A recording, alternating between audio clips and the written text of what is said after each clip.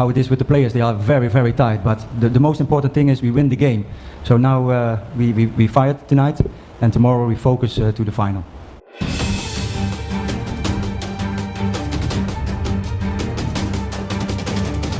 Yes, mantap. Alhamdulillah, raksasa Asia Tenggara tersingkir dan cuma jadi ayam-ayaman skuad Garuda Muda. Begini taktik gila dan tidak masuk akal Gerald van den Broek. Mari kita bahas, teman-teman. Tapi Mimin minta tolong tonton video ini sampai selesai, agar tidak ada kesalahpahaman yang terjadi. Dan tak bosan-bosan juga, tolong like dan share video ini ke media sosial kalian agar semua orang tahu apa yang sedang terjadi. Seperti kita semua ketahui, pelatih timnas Indonesia U23 Gerald van den Broek membuat langkah berani dan tidak biasa saat skuad Garuda Muda berhasil menyingkirkan Thailand melalui drama adu penalti dengan skor 8-7 pada laga semifinal Piala AFF U23 2025 Jumat 25/7 malam. Dalam pertandingan yang berlangsung ketat, Indonesia sempat tertinggal 0-1. Untuk membalikan keadaan, Van den Broek merombak strategi dan melakukan 3 pergantian pemain sekaligus. Ia memasukkan Alvarezi Buffon, Muhammad Ferrari, dan Brandon Schuneman. Yang menarik, 2 dari 3 pemain tersebut tidak dimainkan di posisi aslinya.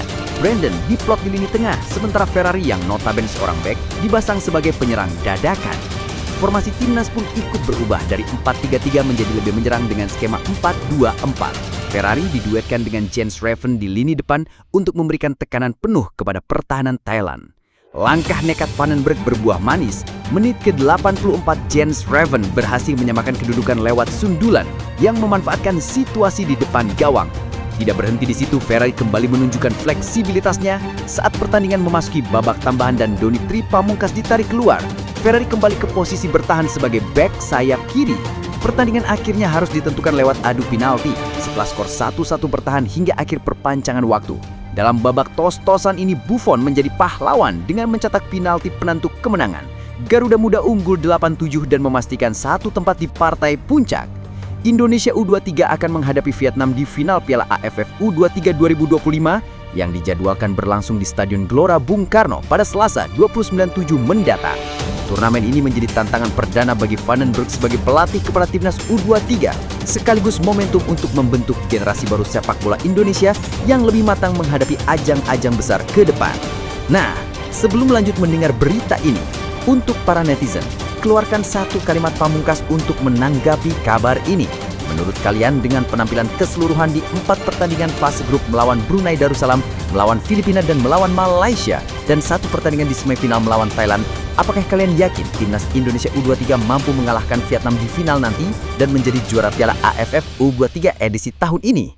Atau justru kalian punya pendapat lain? Ayo teman, berikan tanggapan kalian di kolom komentar. Bravo Timnas, bravo Gerald van den Broek, bravo PSSI. Ayo Garuda, buktikan bahwa level kita sudah dunia.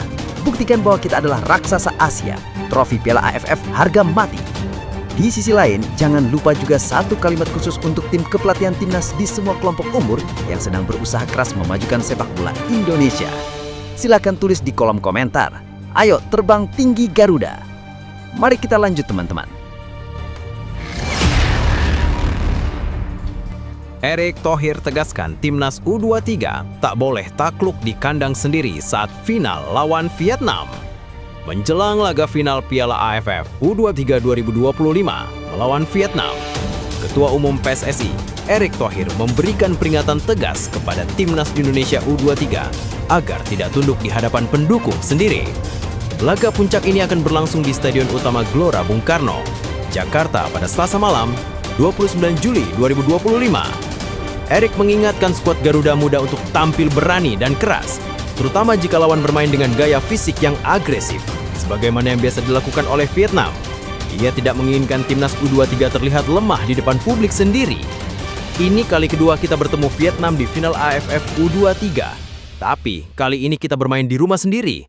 Jangan sampai diinjak-injak di kandang. Kalau mereka main keras, kita harus berani lawan juga, kata Erick pada Sabtu 26 Juli 2025.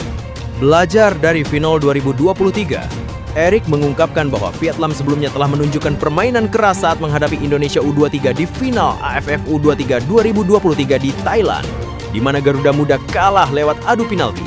Oleh karena itu, menurutnya penting bagi pemain Indonesia untuk tampil lebih tegas dan percaya diri. Dulu di Thailand mereka bermain keras, jadi kita sekarang harus berani juga. Tapi tentu bukan untuk menyakiti, ujarnya. Bermain keras bukan berarti bermain kasar atau mencederai lawan. Yang dimaksud adalah para pemain seperti Jens Raven dan rekan-rekannya harus siap berduel, bertarung dalam setiap bola, dan tidak gentar secara mental. Kita bukan mau mencelakai lawan, itu bukan sepak bola.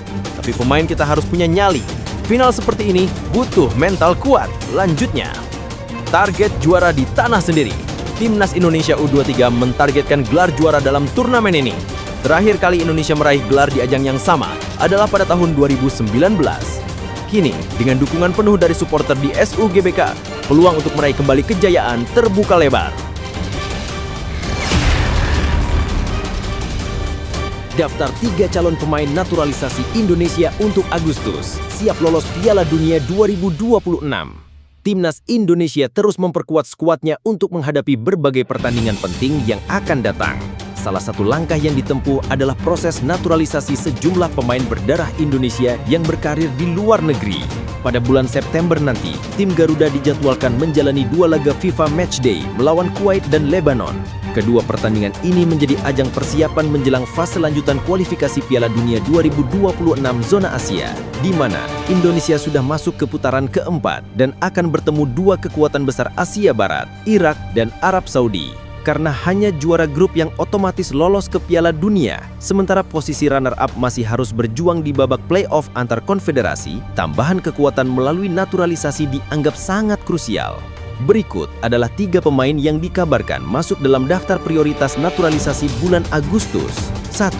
Mauro Zylstra. Striker muda asal Belanda, Mauro Zylstra, disebut-sebut sebagai target utama naturalisasi. Ketua Umum PSSI Erick Thohir mengungkapkan bahwa dokumen pengajuan naturalisasi untuk seorang penyerang telah diserahkan ke Kemenpora dan banyak yang menduga pemain tersebut adalah Zylstra. Dengan cederanya oleh Romeni dalam gelaran Piala Presiden 2025, lini depan timnas Indonesia kekurangan daya gedor. Rafael Struijk memang bisa dimainkan sebagai penyerang tengah, namun tambahan 1 striker baru bisa menjadi solusi jangka panjang. 2. Jairo Riedewalder. Gelandang yang pernah membela Crystal Palace, Jairo Riedewalder sudah masuk radar PSSI sejak awal tahun 2025. Meski hingga kini proses naturalisasinya belum selesai, peluangnya masih terbuka lebar jika semua pihak terkait bergerak cepat. Riedewalder bisa menjadi kekuatan baru di lini tengah Garuda walau duet Tom Hai dan Joey Peleoposi telah cukup solid. Jika proses ini rampung, skuad Indonesia akan memiliki kedalaman yang lebih baik. 3. Miliano Jonathans, pemain sayap kanan FC Utrecht, menjadi nama yang semakin kencang dibicarakan sebagai calon naturalisasi. Pemain berusia 21 tahun ini tampil di kompetisi Eredivisie musim lalu dengan mencatat 8 penampilan. Dengan posisi aslinya sebagai winger kanan, kehadiran Miliano berpotensi menambah daya serang di sektor sayap, area yang sangat penting dalam pola permainan modern timnas Indonesia. Dengan adanya 3 nama tersebut dalam radar naturalisasi, PSSI diharapkan dapat segera merampungkan proses administrasi agar para pemain bisa segera bergabung dan memperkuat skuad merah putih di laga-laga internasional yang akan datang. Kata-kata asisten pelatih Timnas Indonesia U23 usai kalahkan Thailand. Tim nasional Indonesia U23 berhasil mengamankan tiket final Piala AFF U23 2025 setelah menaklukkan Thailand melalui drama adu penalti yang mendebarkan. Jumat 25 Juli, laga semifinal ini berakhir imbang 1-1 di waktu normal dan tambahan waktu, sebelum akhirnya tim Garuda Muda menang 7-6 di babak penalti. Asisten pelatih Timnas Indonesia U23, Frank van Kempen, yang hadir mewakili pelatih kepala Gerald Vandenberg dalam sesi konferensi pers usai pertandingan, mengungkapkan rasa bahagia dan bangganya atas keberhasilan anak asuhnya melaju ke partai puncak. Kami benar-benar senang dengan kemenangan ini. Pertandingannya sangat melelahkan, 90 menit penuh tekanan, ditambah perpanjangan waktu, dan akhirnya ditentukan lewat adu penalti. Rasanya luar biasa bisa melewati semua itu dan keluar sebagai pemenang, ujar Van Kempen. Ardiansyah, pahlawan di bawah Mistar. Muhammad Ardiansyah, penjaga gawang Timnas U23 yang tampil gemilang sepanjang laga, dinobatkan sebagai pemain terbaik dalam pertandingan ini. Beberapa kali ia melakukan penyelamatan penting, termasuk satu penyelamatan krusial saat adu penalti yang memastikan langkah Indonesia ke final. Laga tadi sangat berat bagi kami, tapi saya yakin kemenangan ini adalah rezeki dari Tuhan, ucap Ardiansyah dengan mata berkaca-kaca. Saya juga mengucapkan terima kasih kepada seluruh pendukung Garuda yang hadir langsung dan terus memberi semangat. Tambah kiper muda dari PSM Makassar tersebut. Laga final di Jakarta. Selanjutnya, Timnas Indonesia U23 akan berhadapan dengan Vietnam dalam laga final yang digelar di Stadion Utama Gelora Bung Karno, Jakarta. Selasa malam, 29 Juli, pertandingan ini akan menjadi momen penting bagi pelatih Van den Berg dan skuad Garuda Muda dalam mengukir sejarah baru di kawasan Asia Tenggara. Lolos ke final Piala AFF U23 2025, Timnas Indonesia U23 masih perlu benahi lini depan.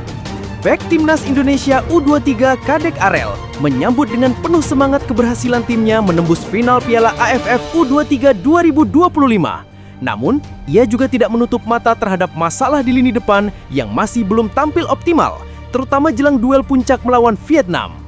Pada laga semifinal yang berlangsung di Stadion Utama Gelora Bung Karno, Jakarta, Jumat malam 25 Juli 2025, skuad Garuda Muda sempat beberapa kali menciptakan peluang emas ke gawang Thailand. Sayangnya, hanya satu peluang yang berhasil dikonversi menjadi gol oleh Jens Raven pada menit ke-84 berkat assist dari Rehan Hanan. Laga pun berakhir imbang di waktu normal, dan Indonesia memastikan tiket ke final lewat adu penalti yang dramatis dengan skor 7-6. Finishing masih jadi pekerjaan rumah. Kadek Arel mengakui bahwa penyelesaian akhir menjadi titik lemah yang perlu segera diperbaiki. Menurutnya, permasalahan ini sudah terlihat sejak laga melawan Malaysia dan kembali terulang saat melawan Thailand. Ya, finishing memang menjadi catatan penting buat kami. Sejak lawan Malaysia pun, kami kesulitan mencetak gol meskipun banyak peluang. Tapi saya lihat secara permainan, tim kita semakin membaik, ujar Kadek usai pertandingan. Fokus latihan sebelum final. Menjelang final menghadapi Vietnam, Kadek menyebut bahwa tim pelatih sudah merencanakan sesi latihan khusus untuk memperbaiki penyelesaian akhir. Ia memastikan seluruh pemain akan memanfaatkan waktu yang ada sebaik mungkin. Untuk persiapan final nanti, penyelesaian akhir akan kami evaluasi dalam latihan. Ini akan jadi fokus utama kami sebelum pertandingan. Lanjutnya, misi juara AFF U23 2025. Indonesia U23 menargetkan gelar juara dalam turnamen kali ini guna mengulang kesuksesan seperti pada edisi 2019. Tantangan besar menanti di partai final melawan Vietnam U23 yang dijadwalkan digelar di SUGBK Selasa 29 Juli 2025 pukul 20 waktu Indonesia Barat.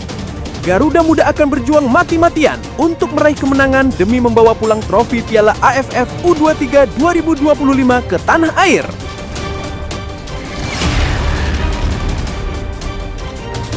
Asisten Gerald Van den Berg beberkan taktik rahasia Timnas Indonesia U23 yang sukses buat Thailand merana. Timnas Indonesia U23 berhasil menyingkirkan Thailand lewat adu penalti dramatis 7-6, 1-1 dalam laga semifinal Piala AFF U23 2025 yang berlangsung di Stadion Utama Gelora Bung Karno, Jakarta, Jumat malam 25 Juli 2025. Kemenangan ini tak lepas dari strategi mengejutkan yang diungkap oleh asisten pelatih Frank van Kampen. Pada awalnya, skuad Garuda Muda sempat tertinggal lebih dulu lewat gol Yotsekon Burapa di menit ke-60. Namun, semangat pantang menyerah membawa hasil saat Jens Raven sukses menyamakan skor lewat sundulan tajam di menit ke-84. Van Kampen menjelaskan bahwa gol penyama itu berasal dari langkah tak terduga pelatih kepala Gerald Van den Berg yang memasukkan 3 pemain bertahan bertubuh tinggi, Muhammad Ferrari, Alvarezi Buffon, dan Brandon Schoenemann sekitar menit ke-77. Kami sebenarnya tidak merencanakan strategi itu sebelumnya, tapi karena kami butuh gol, maka kami putuskan memasukkan pemain-pemain tinggi untuk mengoptimalkan bola-bola udara, ujar Van Kampen dalam konferensi pers usai pertandingan. Langkah tersebut terbukti ampuh. Umpan silang dari sektor sayap mampu dimanfaatkan dengan sempurna oleh Jens Raven dan membuat Indonesia terhindar dari kekalahan di waktu normal. Setelah bermain imbang hingga akhir perpanjangan waktu, laga berlanjut ke babak adu penalti. Disinilah mental juara Garuda Muda diuji dan terbukti. Mereka menang 7-6 dan melaju ke final. Tantang Vietnam di final. Kemenangan ini membawa Indonesia ke partai puncak Piala AFF U23 2025. Di laga final yang akan digelar pada Selasa, 29 Juli 2025, Garuda Muda akan menghadapi Vietnam U23 yang sebelumnya menang 2-1 atas Filipina. Laga ini akan menjadi ulangan final edisi 2023, di mana Indonesia gagal menjadi juara. Kini harapan besar ada di pundak anak asuh Vandenberg untuk membalas kekalahan tersebut dan membawa pulang trofi juara.